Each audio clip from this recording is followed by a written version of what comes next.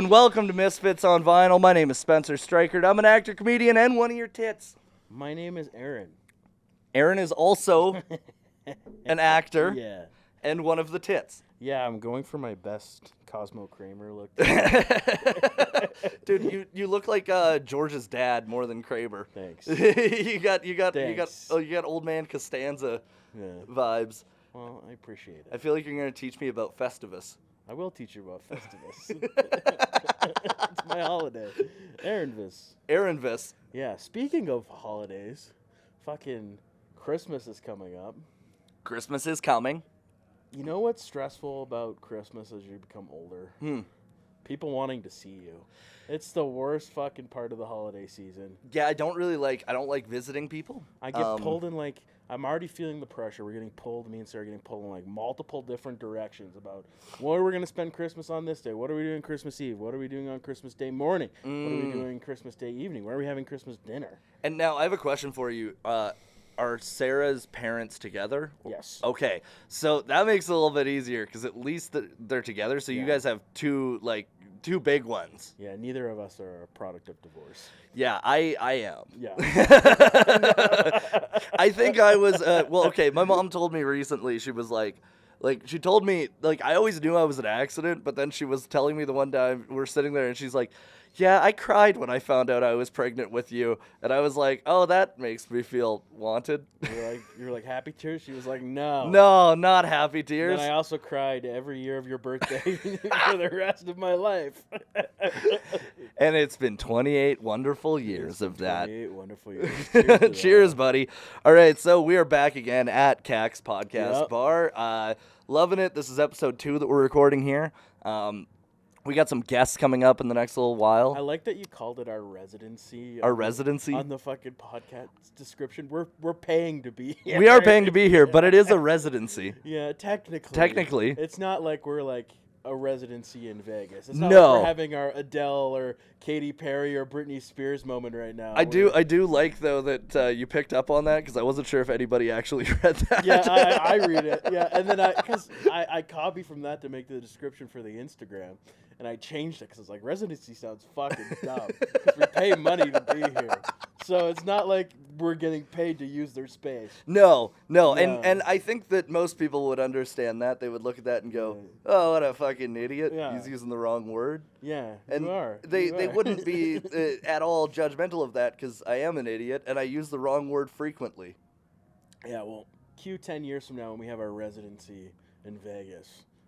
Our podcast residency in Vegas when we're not operating at a net loss. Yeah. When we have people doing all of the research for us and then we just have to go up on stage every night and record a new episode. But we drink beers on camera so Revenue Canada can see that when we submit these for our tax purposes that we were in fact needing it for socialization. What is the word? Networking. It's networking. Networking. So much of my taxes has been written off due to stuff like that. Nice. I don't think that's fraud.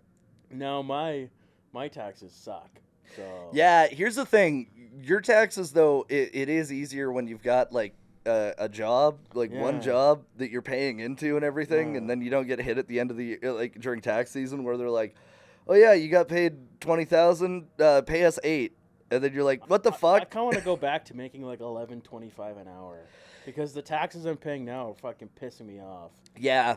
And especially when you're not really making an insane amount over where the line is where you need to be paying.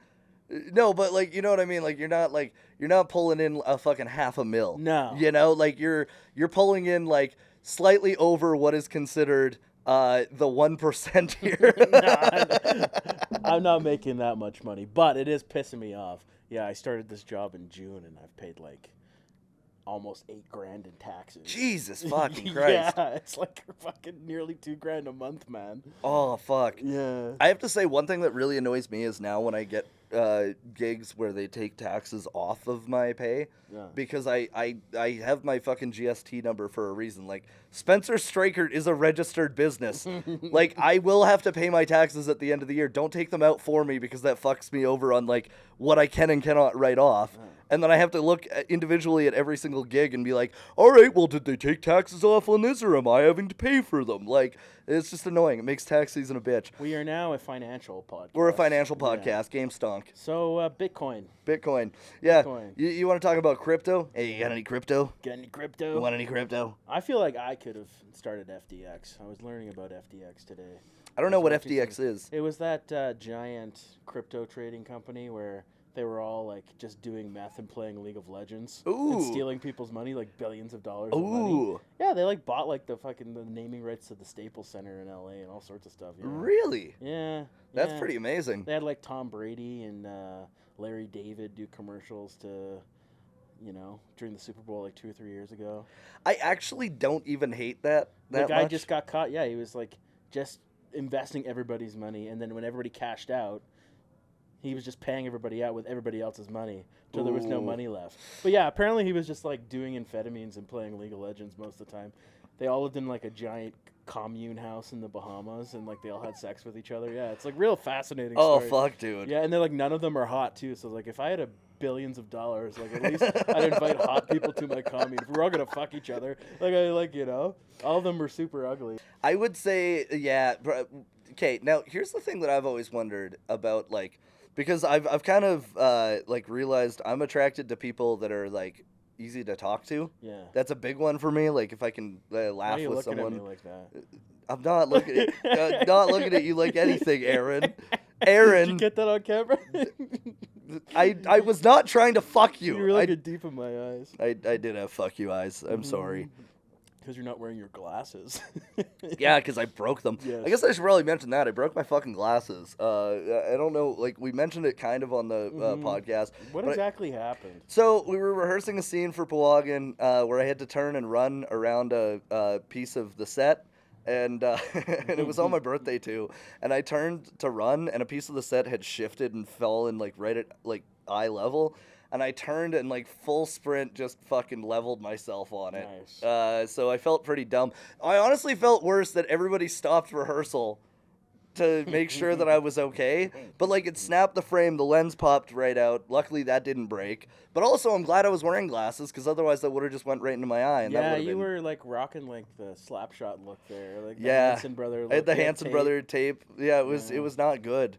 But I ordered 2 new pairs of glasses. Nice. So I'm going to have a glasses reveal Nice. next Did episode. you order Chinese glasses I from, did. Like, a Chinese I company? did. You know what? Okay, I got Glasses Express. I got in shit from somebody. They asked where I ordered them from, and I told them, and they were like, "Oh, so it's made by child labor in China?" And I was like, "You're holding an iPhone. Shut the fuck up." I'm Like, wearing like almost exclusively Old Navy right now. So, Yeah. I'm like, it's- you can't avoid it. I'm sorry. Like, No, I've had this conversation before too. There's no real way to avoid using buying any clothing or anything like that isn't made in like unethical ways. Yeah. Good luck. Good- Unless you're spending like thousands of dollars. Which, in all fairness, I generally don't, because No. I don't have thousands of dollars to spend No. on the most ethically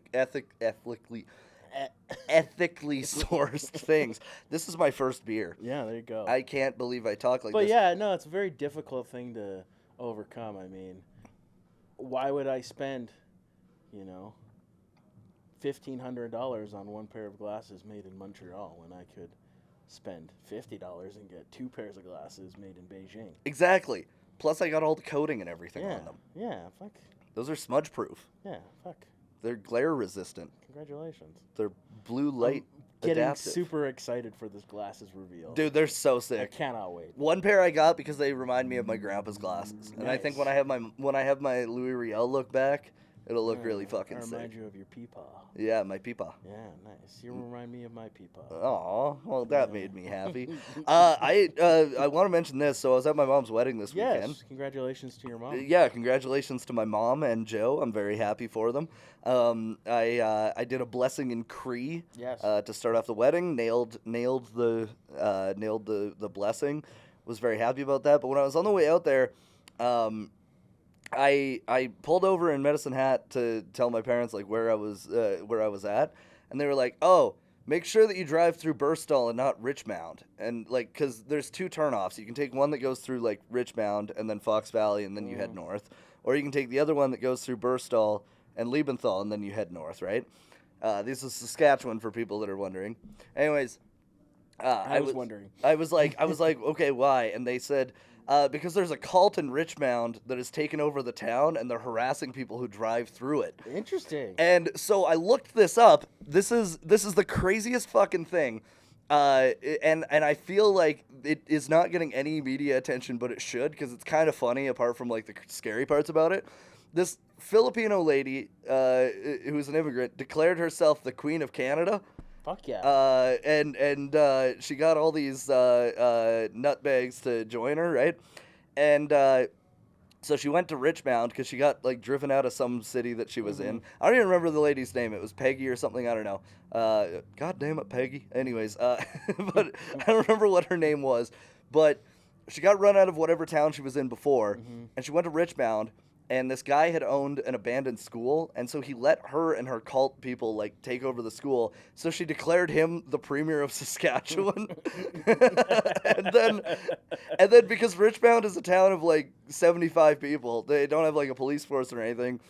But this cult put out a hit list that was any RCMP members. They like named RCMP members that they wanted killed. And then they also said anybody who, any healthcare professionals who willingly give out the vaccine. And that was literally like the things that they're like, they're all culty about, right? But here's where it gets funny. So like, it sounds scary right away, right? I'm spooked right now. I'm spooked a little bit. So first off, the guy that was now the new premier of Saskatchewan, according to the Queen of Canada, he took a swing at an elderly man that was close to his place and missed, and now he's on assault charges. He fucking missed, which is so much funnier. And then he gets arrested, and the cult people are like, "Why did they arrest him? They kidnapped him." No, he's in jail. And then they said that they were going to have some big like function, right? They're going to like have like a call to arms. So the Canadian SWAT basically gets brought into this town. So there's like something like 300 cops, SWAT, all this, tactical gear and all this stuff. And there's more and more cops coming down, and they're all like really afraid that something might happen. 30 fucking people showed up.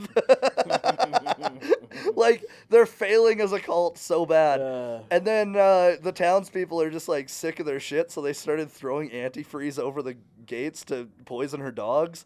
Because she's got 2 dogs, because she thinks she's the queen. Yeah. So she's got 2 corgis. So the town is trying to poison her fucking dogs, which, like, I'm not cool with them, like, abusing animals.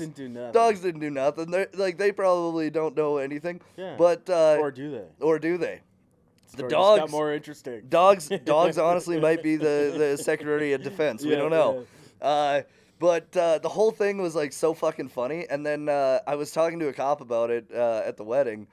I won't name him because I don't want him to get in trouble or anything. But I was like, do you think it'd be fine if I went there and, like, tried to get into the compound and, like, interview these people? And he's like, well, they fucking frisk everyone who goes there. He's like, but they're really not dangerous. Like, they're such a joke of, like, a cult. Yeah. Like everybody talked about it like it was going to be Waco 2.0, and after talking to this cop, I'm like, I kind of want to make a road trip down there and claim that I'm the king of Alaska and, like, see if I can get in and interview the Queen of Canada. Because I feel like that would be a good video. It would be. That's interesting. I never knew about that. Yeah. I can't believe it's not getting any news attention. No, it's just like a regular day in Saskatchewan. It's just a regular day in Saskatchewan. Yeah. There's like far more important things happening. Like a cow escaped from the fucking yard. Yeah. Dude, they got a Riders game to go watch. Yeah, it's true. Everybody forgot about it. Yeah. Now, if she said she was the queen of like the Rough Riders, then probably someone would have a problem with it. So. Yeah. Yeah, because the Rough Riders, they're their own thing, man. Yeah. Oh yeah. You okay? No. I'm trying to quit smoking again. Again. fuck. I started smoking because I was living with Mitchell Saddleback. Yeah. He smokes all the time. And then I was like, oh, I like the way he looks when he smokes. And then I decided I would smoke. And I was like, I like the way I look when I smoke. Well, cheers to like your 12th time attempting to quit. Yeah, 12th time attempting to quit, chewing snuff again. Nice. All right, so we're a music podcast. We should probably get into our music podcast. Yeah. Since when? Since we like really went off the fucking rails at the start of this episode. So this one is interesting because I've listened to both albums. I'm not sure exactly what we're going to talk about because you have the script. I think we're going to do both, but we're going to do them one at a time. Okay. We're going to start with the most recent one. I've listened to both, so. Okay. So the album that we're reviewing, to start things off with, is Nick Shoulders and the Okay Crawdads, All Bad. Now, before we get into this album, because there's two, I went and saw Nick Shoulders this summer. I saw him at the Palomino. It was a fucking amazing show, okay? He has so much energy. He's so charismatic. He talks in between his songs, but he talks so fucking fast that you're trying to pay attention to what he's saying, and it like most of it's funny, and he's got so much energy up there. But he also whistles and yodels throughout all of his songs. Yep. So the lung power on this motherfucker is next level. But Siobhan got me to go to the show. I had heard a few of his songs, but I hadn't really dug into him yet. And then it was all sold out, so we went and got tickets at the door, and we were like lucky to get in. Palomino's packed. We saw Mama's Broke, which is an Atlantic Canada duo. They're really, really talented as well. Really, really phenomenal musicians. Highly recommend people check them out too. But Nick Shoulders gets up, and it was, honest to God, I don't know if it was an hour and a half or 2 hours or 45 minutes. It was so captivating, I could not look away from the stage. Nice. And I kept finding different angles to look at the stage, and then it clicked in halfway through. I was like, I need to fucking interview these guys for the pod. It was, I knew that you would dig the music, so I ran over as soon as we were done, and I got to interview Cheech Moosekain and Grant Dobbin. Who Cheech is the drummer and Grant is the bass player. Now, forewarning for this interview, I fucking called him Nathan Shoulders the whole goddamn time. I was like, I thought we were doing a podcast on Nathan Shoulders. Who the fuck's this Nick guy? Oh, God, I feel so stupid, dude. It's okay. Last week I had a flub up on the podcast, too. I said that one guy was on the Drake track, Knife Talk. Turns out it's another completely other guy named Pat. Just Pat, not plain Pat? No, it was Project Pat. Oh, Project Pat. Yeah. I thought it was the same guy. Yeah. So we all make mistakes. We all make mistakes. Yeah. We live and learn. I just don't do it to the people that know him the best. I don't continually say it wrong. And then I hear in the audio as I was listening to it, because it's been a couple of months now, I hear them correct me, and I was so drunk I just kept fucking going. So my apologies to Nick Shoulders, but here are those interviews. Hi, this is Spencer from Misfits on Vinyl. I'm here with Cheech from Nathan Shoulders and the Okay Crawdads, who just absolutely blew the roof off of the Palomino. How do you feel after that show? That was incredible. It was super fun. It was a super good time. The crowd was super sweet, and yeah, we had a good time playing. What I think was really interesting was something that I wanted to point out right away was early in the set, Nathan mentioned that everybody here seemed like they were punk people who became country. Is that something that you notice in yourselves as a band? And also, is that something that you notice in your crowds that have been coming out? Yeah, I'd say it's a thing that seems to be kind of a pattern that seems to be popping up, which is kind of fun and weird. Yeah. It seems like it's something that's really commonplace now with artists like Sierra Farrell and there's a lot of really cool drifter country folks that are coming up. Now my last question that I'm going to ask you Okay, who is your biggest influence across any music, not just your own instrument? By the way, I should have mentioned earlier, you're a drummer, and you absolutely killed it. I loved at one point it became very dark, and it was very much due to the drums. And I was sitting there and I was like, that's amazing. Like, as somebody who's a fan of multiple music genres. So, who is your biggest influence across any musical genre? Probably Billie Eilish. I really am a big fan. Yeah, so I'm stoked on her stuff and, how weird she is and how many different things she kind of puts together in a cool combination of aesthetics and music choices. And yeah, she's probably the one. Awesome. Well, thank you so much. I really appreciate you giving me the time of day. Spencer. Thank you. Yeah, you have a good one. Thanks. And I am here with Grant Diabin from Nathan Shoulders and the Okay Crawdads, which, by the way, I didn't mention this before. That is an amazing name for a band. I like that it's not the Great Crawdads, it's not the Bad Crawdads. It's okay. It's the Okay Crawdads. So what I wanted to ask you is, I really enjoyed the bass that you were playing throughout the entire show. Yeah. What was your musical upbringing? Were you a country or were you a punk person growing up? A little bit of both. My dad plays, and my grandfather and my mom plays bass. I grew up playing bluegrass in my family. We're a bluegrass family. Every time we get together, we have jam sessions till the wee hours of the morning. So I grew up, and I say I play bass because my dad needed a bass player. So I've been playing since I was like 10 or 12 years old, and I ended up going to university for it and have a degree in music, and just been doing it forever. I don't know any better. That's amazing. Okay, so two things that I want to bring up on this. One thing, I grew up in a small town that had a town band called the Ranchmen, and it seemed like everybody who finished playing, like when they were in their older years, they just gave it to their kid who picked up their instrument. Was it sort of like that, or was your dad, like, from a young age, like, you need to be a bass player? I mean, I grew up watching my dad play at like live shows, and I thought that was really cool and fun, and we'd go to music festivals, and then he was like, well, if you want to play music, it's like, yeah, duh. It's like, well, if you want to have a lot of gigs, you should play the bass. Everybody always needs a good bass player. And that was, and then my dad plays mandolin, and actually, handing the instrument, that is actually my dad's mandolin that I played tonight. Really? Yeah, which was my mom's wedding gift to my dad. Was that mandolin? So that's a very special heirloom instrument. But yeah, it's a little bit. I mean, it was a little bit of both. I guess in like teenage years, resented being forced, quote unquote, to play music sometimes. But as I got older, I realized, that's what I'm supposed to be doing. So that's amazing. So when you went to university, what was the instrument that you played, and also, what was it like going into a university program after growing up in a musical environment?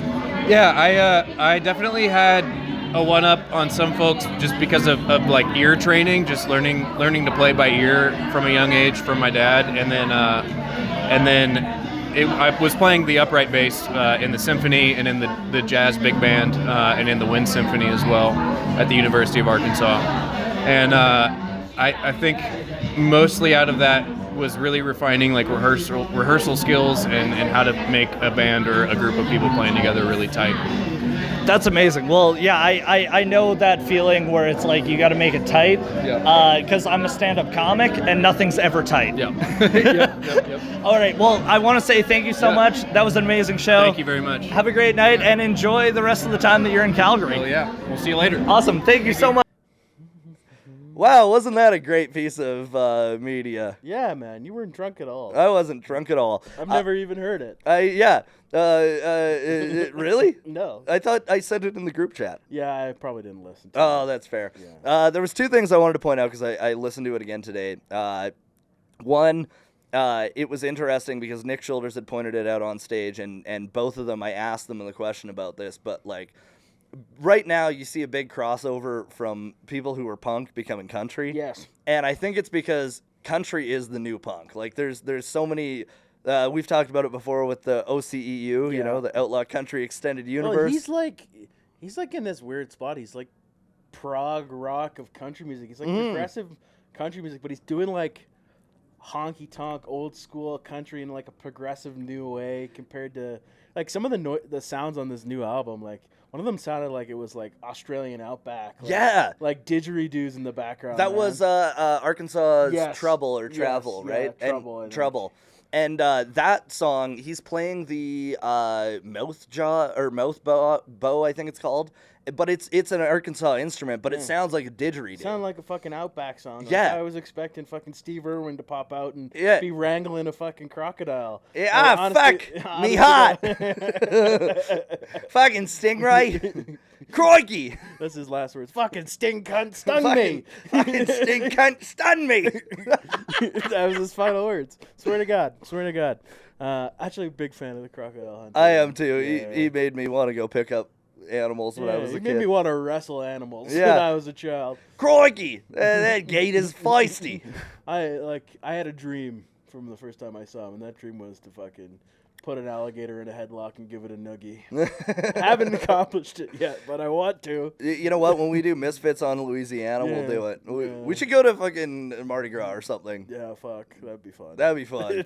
We could just walk around with a Zoom mic. Apparently everything smells like piss in New Orleans. Yeah, That's the rumor I've heard. I've heard that too. I think it's because it's below sea level, so they have nowhere to like really 'Cause pump their fucking sewage. Toronto smelled like piss. New York smelled like piss, but it's like a big city thing. But I don't know. Yeah, and Louisiana's what, like 500,000 people or something? I don't know what's in New Orleans. I don't think it's a massive population. No. Yeah, apparently it smells like piss. My parents went there and they said it smelled like piss. Siobhan was just there this Yeah. past winter. She did not say it smelled like She piss. didn't comment on the smell. She didn't comment on the smells. She just commented on the fact that their Uber driver had a gun on the passenger seat, Respect. and he was like listening to Joe Rogan in the vehicle and whatnot. Nice. But she was talking about it, and I was like, "Well, I'm not afraid of the gun I can see. I'm afraid of the guy who's gonna have a gun that I can't see. That's the guy who I'm, afraid of."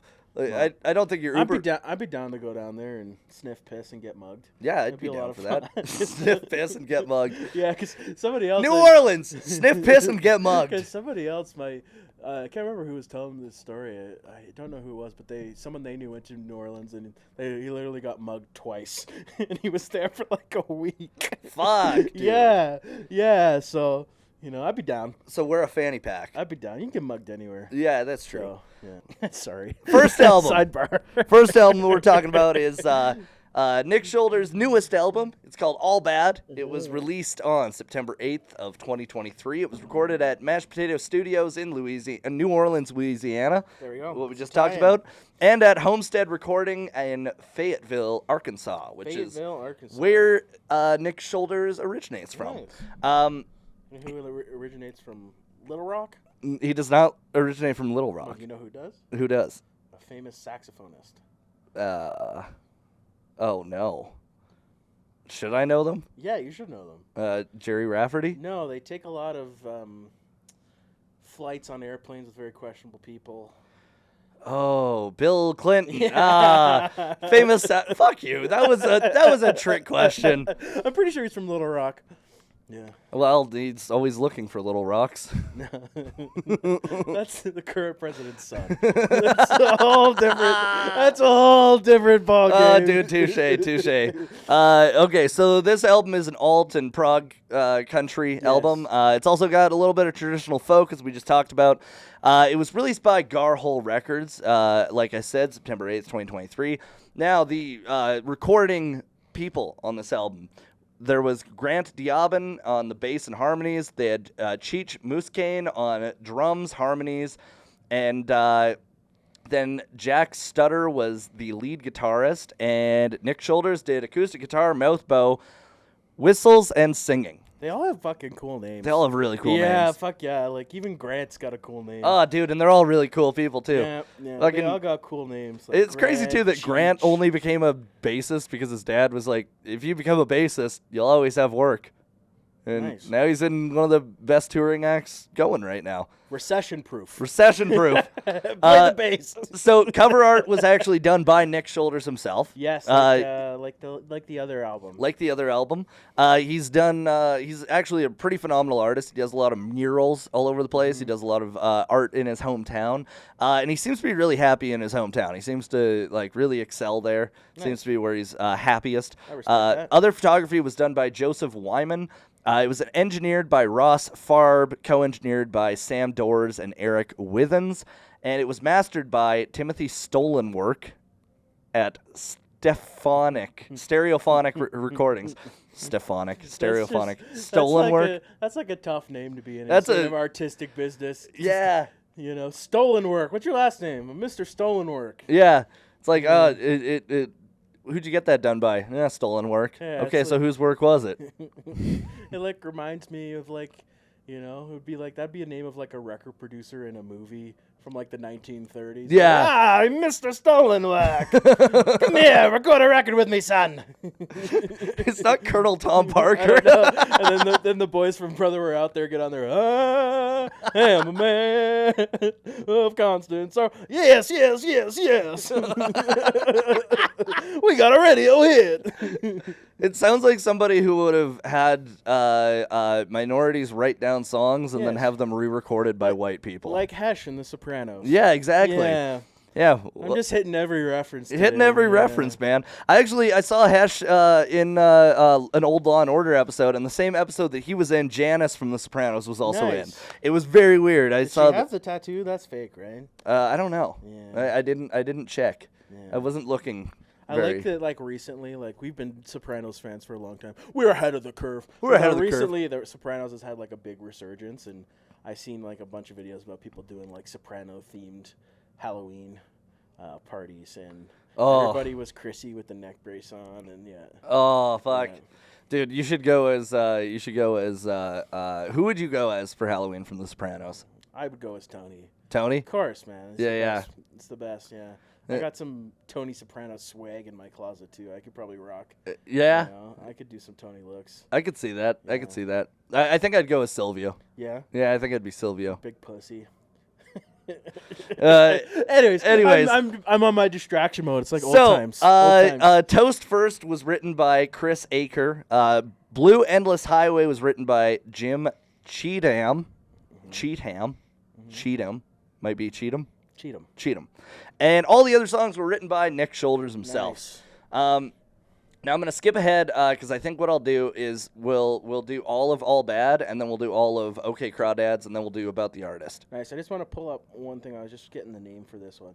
But Whooped If You Will is a fucking amazing That is an amazing song. Yeah, it's like I only listened to this album this week, so getting all the names down is hard. But that fucking song rules. Oh my god! And The yodeling in the that. yodeling is next level. Yeah. Okay, so I'm moving on to the reception, then we'll do notable tracks, and then we'll review this one, and then we'll go to the next one, do the same, and then we'll end it with About the Artist. Does that make sense?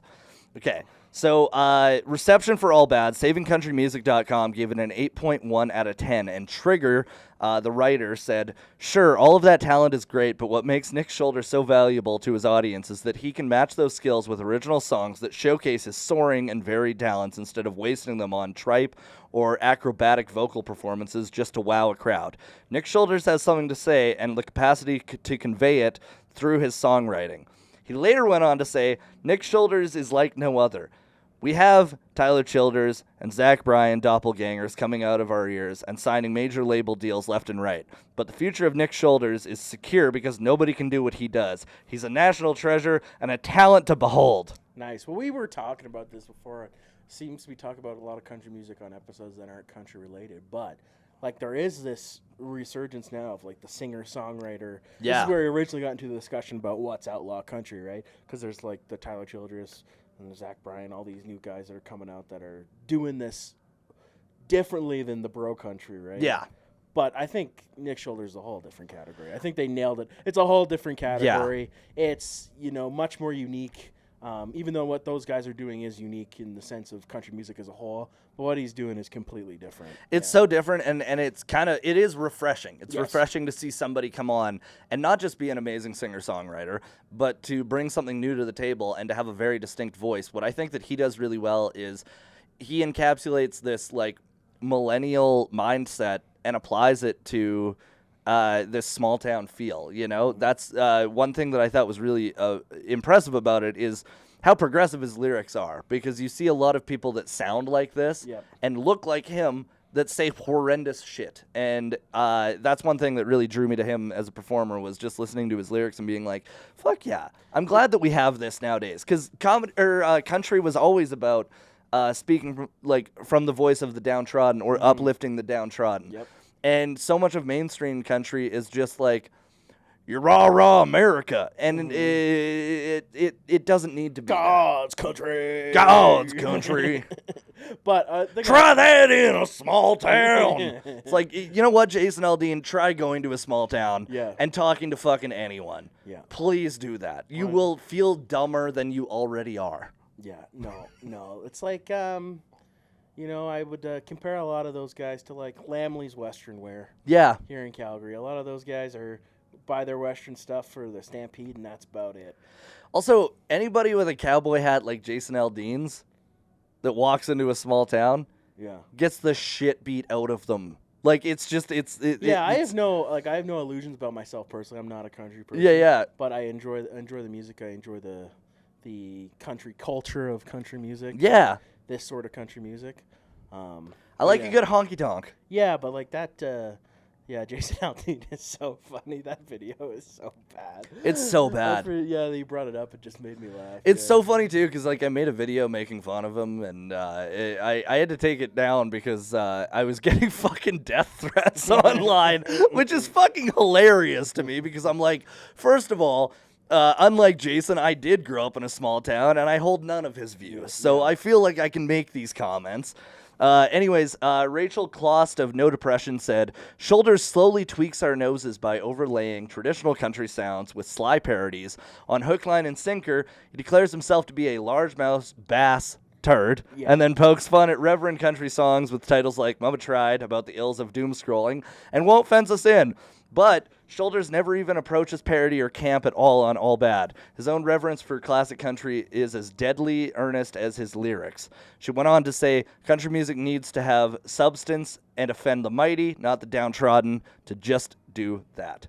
And I feel like I agree with that. I think that what's funny is he can be funny without being ridiculous. Yeah, and I was going to bring that up too. It's also like not that like in content it's like uplifting or funny. It's not particularly like, the opposite either. But the album is fun to listen to. It's so fun. Like the tracks are fun to listen to. It's it's not like some of the some of the other country music we were mentioning where it's very coming from the heart. It's very downbeat, singer-songwriter, very, emotional. Yeah. It's not really like that.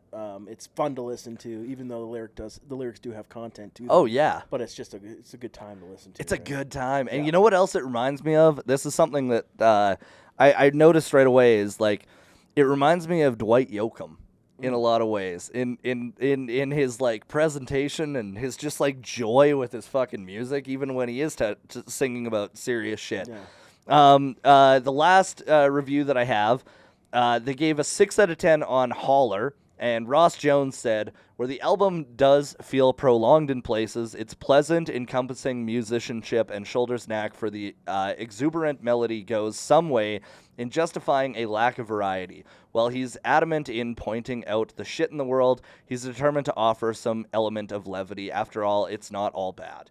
I do agree with them that this album, I think, compared to a lot of his other albums, does sound very similar across the whole thing.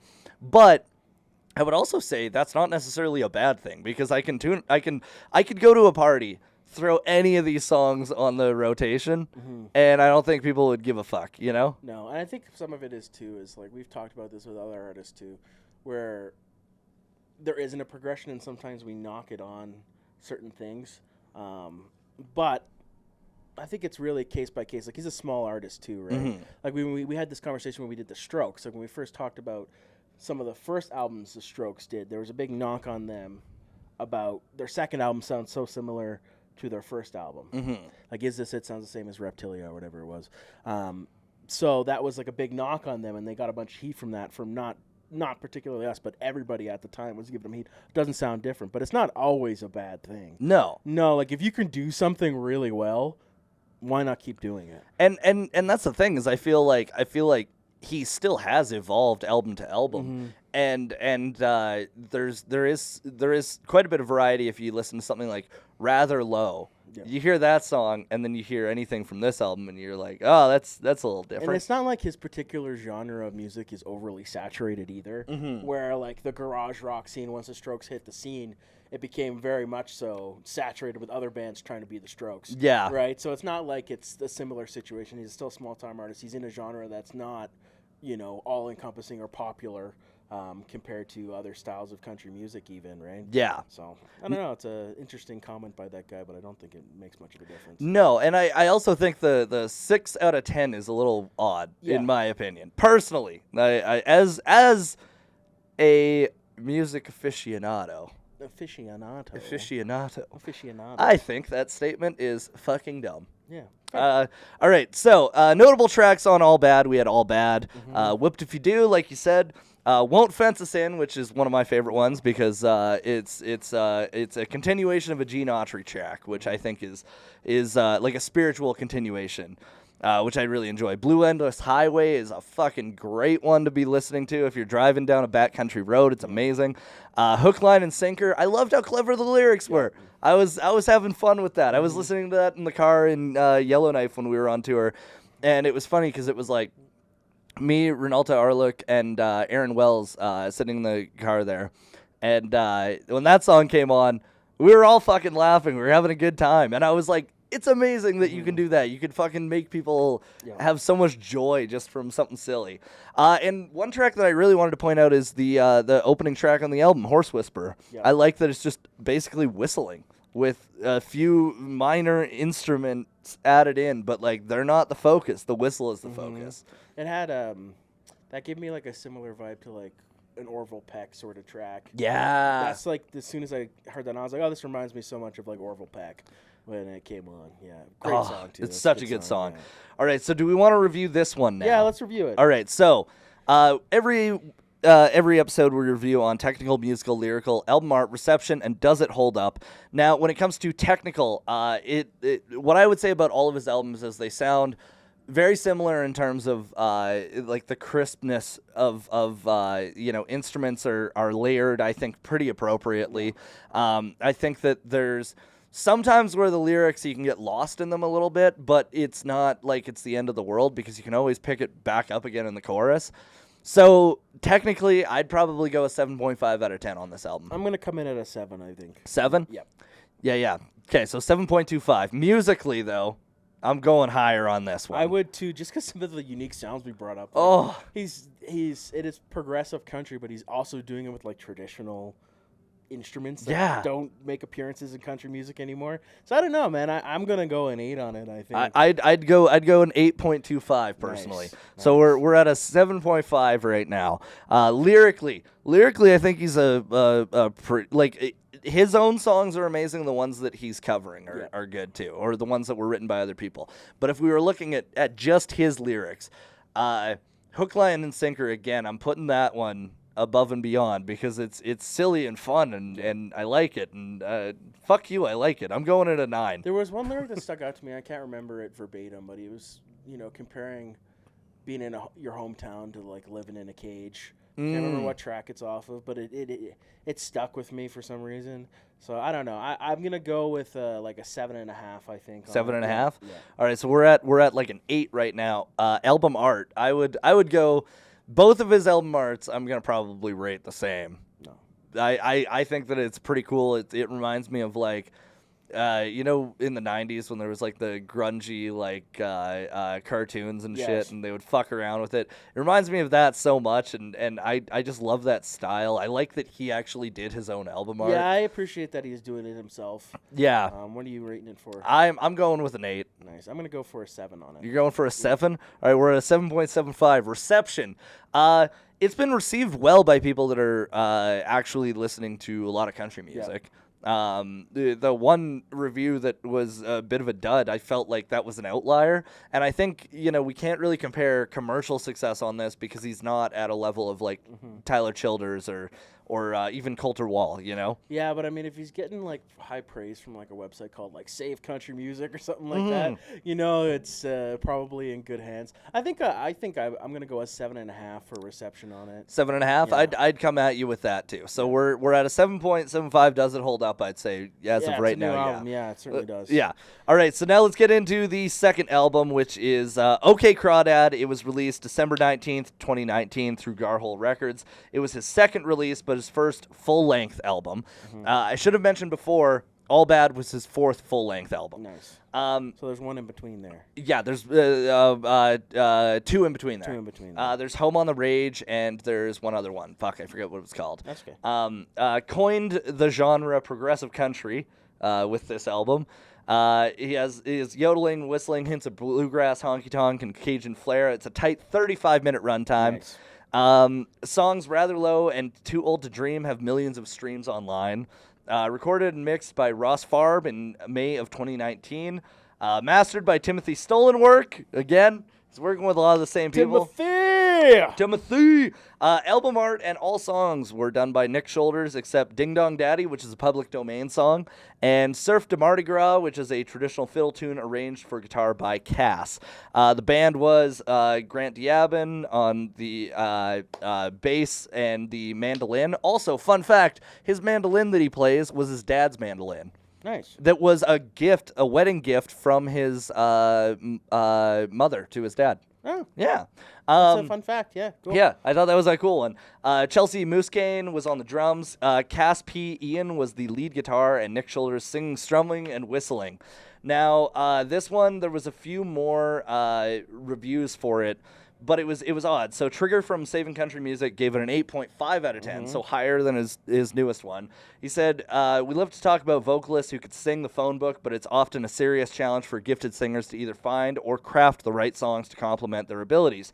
Penning all 12 of the OK Crawdad tracks except the public domain offering Ding Dong Daddy, Nick Shoulders not only rises to the challenge of doing his vocal attributes justice, his songwriting is another top resume point steeped in understanding of the classic modes of country and roots, but still willing to add a little modernization and express himself. He's confident, but never takes himself too serious. He's quirky, but never to a point where you lose touch. I think that's pretty accurate. Yep. Rate Your Music, the album sits at a 3.6 out of 5 from 94 ratings. And Album of the Year users gave it an aggregate score of 82. Nice. That's so I thought that was pretty good. So 2 aggregate scores there. 2 aggregate scores. Nice. When it comes to notable tracks on this one, we had G for Jesus, Too Old to Dream, Rather Low, Honey Let's Stand, Ding Dong Daddy, and Mississippi. I thought those were all great tracks. I know you probably haven't listened to them since we... I listened to Rather Low. That's in my rotation. Yeah. Still from when we were originally listened to. Yeah. That one I think is maybe my favorite song of his. Yeah. I quite enjoy it. But we talked about this last time. I don't know. We mentioned it too about the first album, but the way his voice shines, like with the yodeling and all that sort of stuff, it's incredible. It's beautiful. And it doesn't come off in like a way where it fucking, like, usually yodeling pisses me the fuck off. It doesn't really piss me off. Well, it's done tastefully. It's done tastefully and it's done genuinely, Yes. which I think makes a huge difference. Because there's a country artist originally from Calgary who I got beef with. Yes, I remember. I'm not gonna say their name. Not gonna name names. Not gonna name names, but. What really annoys me about this person is they appropriate the Southern culture, which is something that I'm going to bring up when we talk about Nick. He doesn't like it when people are fucking, doing something that is not genuine to them. Yeah, we talked about this too. This is bringing up that conversation we talked about originally. Is like, why are there Canadian or Alberta country artists that are using Southern accents? Yeah. It makes no sense. I don't need you to go up and say, "Hey y'all, how y'all doing tonight?" Yeah. Like, stop it. It's a weird thing that goes on with it. Yeah, because this is bringing back literally the conversation we had. But yeah, it's a weird trend that happens. It's like, somebody's from like Pennsylvania, or they're like, they're from like New York. Yeah. And they're singing country, but suddenly they, Yorkton, Saskatchewan. Yeah, they talk like they're from, the South. Yeah. Yeah, they're like a good old boy from Mississippi. No. No, and it's annoying because I feel like most of the time I would be interested in hearing these singers sing in their genuine self, because what they're writing about usually is pretty interesting to begin with. Yeah, it's like I don't think there's that weird stranglehold on the market. Like, I think I remember bringing up the example of Taylor Swift. She was quite young when this happened, but like she's from Pennsylvania, and when she first started, she was like 16 or whatever, but she was using a Southern accent. Yeah. Yeah. So when I hear Tim McGraw. Yeah. Same sort of thing. Like, not to knock her. I mean, she was like 16 at the time. She had probably people in her ear telling her to sing that way. But there's a lot of artists that do that. They try to, sound a certain way or mold their voice a certain way. It's, I'd rather hear a unique voice than one that sounds like any other one, Yeah, and I feel like the artist that I really got annoyed with from Calgary, the thing was it was so far removed from like who they were as a person.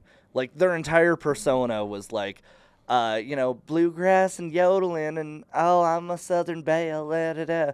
And then you're like, yeah, but you went to art school in Calgary. Your dad owns an oil company. Shut the fuck up. Like you didn't have the struggle. Yeah. Don't tell me that hillbilly is an offensive term. Yeah. You don't know any. Like you can't fucking jump in that. It's a weird thing, but that happens across like all genres of music. I mean, like when rock music was like the British invasion, everybody wanted to sound British. And came back in the 90s with bands like Oasis. Everybody was trying to sound like Oasis, So it happens. It goes through these weird trends in music, but it happens a lot in country music where everybody wants to sound like they're Southern. Right? It's odd. Yeah. It's odd. All right, so let's rate this album as well, and then we'll go into the about the artist. So. Technical, musical, lyrical, album art, reception. Does it hold up? Technically, I would give it the same. I'd say a 7.5. Yeah, I'm gonna go a little bit off of this one, off your range. This is not as fresh for me as the new one is, so I'm gonna go 7 on it. Go a 7. Musically, again, I'm gonna go higher, but I'm actually gonna go higher than the last album. I'm gonna say an 8.5. Yeah, I'll go an 8. An 8. All right, so we're at an 8 right now, I believe. Lyrics on this album I thought were really good. Specifically, Too Old to Dream and Rather Low really stood out to me. Rather Low is a beautiful song, man. It's such a beautiful song. Like, that found its way into my rotation. Every time it comes on, I just, it's never a skip. No, never a skip. So. There's very few of his songs that are a skip to me, So lyrically, we're on music, right? Yeah, we're on music. Oh, no, we're on lyrics now. Yeah, we are on lyrics. Fuck. Wow, I can't believe I missed that. Hey, what's our aggregate score right now? We're at an 8. We're at an 8 because I went 8.5, you went 8.25, and then it was 7. Yeah, so lyrics, I'm going to go straight across at an 8. Nice. I'm going to go 7.5. 7.5? All right, so we're at a 7.75. Album art, I'm going to go the same as last time, giving it a 9. Yeah, I'm going to go an 8 on it. An 8? All right, so we're at an 8.25. Reception is pretty well received. I would say, the aggregate scores amongst users put it at like a 75%, so I would probably go at a 7.5. Yeah, I'm going to go a 7. Go a 7? All right, so we're at a 7.5 right now. Does it hold up? Nathan humble. Fuck, God damn it. I'm never going to live that down. You know what? I really hope that he doesn't listen to this and know that I accidentally called him Nathan for a whole night. It's okay. You were drunk. I was drunk. It's okay. I was also a little high. I'm still going to make fun of you. I know. Yeah. I deserve it. Does it hold up? Yeah, it holds up. All right, so we're going 7.5 out of 10. Yeah, nice. All right, sweet. Now let's get into the about the artist. It was a lot easier to find stuff about him, going through it. So, born in 1989 in Little Rock, Arkansas, Nick Shoulders is the lead of the band OK Crawdads. He's a country singer-songwriter from Fayetteville, Arkansas. I almost said Louisiana. After achieving local success with his punk band Thunder Lizards in the early 2010s, and playing harmonica and banjo with Sean James and the Shapeshifters, in 2017, he began releasing country music as a solo artist. His solo work has reached a much wider audience, beginning with Rather Low, which got huge on YouTube. Yep. That was the first thing of his that blew up, and it really put him in a different playing field from where he was at before. He's been praised for his distinctive vocal style, and we've really spent the whole fucking hour talking about his vocal style. Mostly, yeah. That's kind of the most unique part about his act. Right? Yeah. So. But in addition to his music, he's also a really phenomenal illustrator, as we've mentioned with his album art, but he attended the Rocky Mountain College of Art and Design in Denver, Colorado. Now, I found an interview with him from back in the day, and I think this is the most like 2010s interview ever. Yes, yeah, it's I remember so this. funny. Yeah. So it was about the band Thunder Lizards.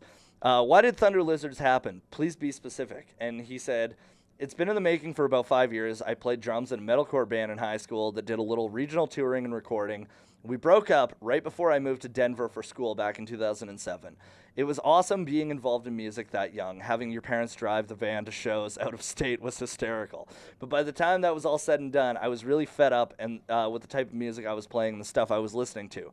So in Colorado, I got bored and homesick and taught myself to play the banjo and harmonica and tried to figure out rock and roll from the ground up by immersing myself in the music that created it. Eventually, I ended up back in Fayetteville, and about a year and a half ago, I wised up and bought a guitar. I couldn't figure out how to play it like everyone else, so I put it in an open tuning like a banjo and just played slide guitar, which is pretty fucking cool that he would just figure that out and, fuck around with it. Some people were surprised to learn that I actually didn't know how to play guitar. I just fake it. I was doing a one-man band deal for a while where I would play the drums with my feet and guitar at the same time. Fun fact, Howlin' Peter Cormier from Peter and the Wolves here in town, he fucking plays piano, does the drums, and sings at the same time. Interesting. It's fucking wild to watch. Yeah, that's interesting. And his partner Megs does. She's the lead singer of L'Omelette. And we should have them on the podcast sometime because they're super fucking talented. But she'll do saxophone and then also sing. So like their whole the way that they perform is pretty impressive. It's like the dude from Mumford and Sons. Yeah. He drums, plays the bass drum, he plays guitar, and he sings at the same time. God, that's fucking hard. Too bad they don't make better music now. I know. They used to make really good music, and then. I heard that was the best concert that Siobhan's dad ever went to. Yeah? He said that it was phenomenal. I used to be a massive fan. They did the theme song for Ted Lasso, too, which is... Oh, what? Yeah. Oh, that's cool. That's Mumford & Sons, yeah. Oh, shit. I've never actually watched Ted Lasso. Great show. I've heard it's a phenomenal show. It's an amazing show. I should watch it to support my friend Juno. It is literally the most wholesome, non-problematic TV. Really? Yeah, it's literally like feel-good television. Even though sometimes they're talking about difficult topics, it always makes you feel good when you're watching it. Wow. And it's not in a corny way. I shit. fully recommend. You could watch it with your 9-year-old nan, or you could watch it with your 8-year-old kid. It's really great show. Wow. Yeah, okay. great show. I'll definitely check that out. I feel similarly about Afterlife as well. Have you ever watched that show? That's the Ricky Gervais one, right? Yeah. Okay, so after dropping out of college, Nick ended up in New Orleans where he played in honky-tonks 5 nights a week and planned his own tours where he would live out of his van. He said that his grandfather was a big influence because he was also a singer, and he often sings about various historical events, but in a way that is true to the history without rewriting, while also having a gaze of current perspectives, which I really appreciate about that because I think that one thing that I don't like is seeing people try to rewrite history, but I don't think you need to rewrite it. You just have to put it in the most honest of terms, you know? So, fun fact about his artwork, it has been notably featured on beer cans at the Fossil Cove Brewing Company in Fayetteville, Arkansas.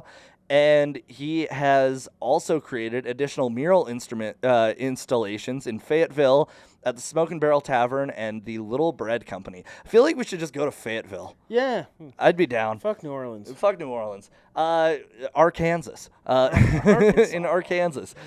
Shoulders has been outspoken in criticizing the fake twang, the imitation of accent by musicians who are not from the South, and he considers this practice symptomatic of the close association between mainstream country music, whiteness, and conservatism in the U.S. I would agree with that. I think that there's a lot of it that comes down to people won't take me serious. I even saw it at, I was on film one time, and the fucking head wrangler was from Cochrane, yet he talked like this. And I'm like, dude, you've lived in Cochrane your whole life. You don't need to talk like this to make me think that you will know horses. Yeah, talk like your regular self. Talk like your regular fucking self. Yeah. Okay, so the last 2 things about him. He's toured with Sierra Farrell. Another one of my heavy rotation favorites. And he played Stagecoach. And recently, he's announced that he's taking a break from touring because his voice is bad and he's incredibly sick. Now, this has been something that I think has been ongoing because when I came up to him that night at the Palomino, I asked for an interview, and he was like, no, like, I can't. I'm trying to save my voice. And so I think that it's maybe been an ongoing thing. So I really hope that he is okay because I want to see him touring again. I want to go to another show and watch him sing because, dude, next show that he comes to town, we're fucking going. We're going together. Thank God you didn't interview him, though. And you're like, hey, Nathan. Oh, dude. Oh, I would have fucking died. Jesus Christ. Anyways, man, that was awesome. Thank you for introducing me to Nick. And yeah. I'm enjoying the music. I like this new album, I think, more than I like the first album we listened to. Yeah, I think, like, I quite love both of them. Yeah. I quite like both of them. But it's a fun little... I like doing artists that are a little bit smaller time. Yeah. It's fun sometimes hitting the big ones, but every once in a while it's nice mixing in a little smaller time. Folk. Hit the smaller one. Yeah. Hit them smaller ones. Little smaller folk. Hit them smaller folk. Y'all. Well, that's it for us, y'all. That's it for us, y'all. Yeah. No, that's it for Misfits on Vinyl this week.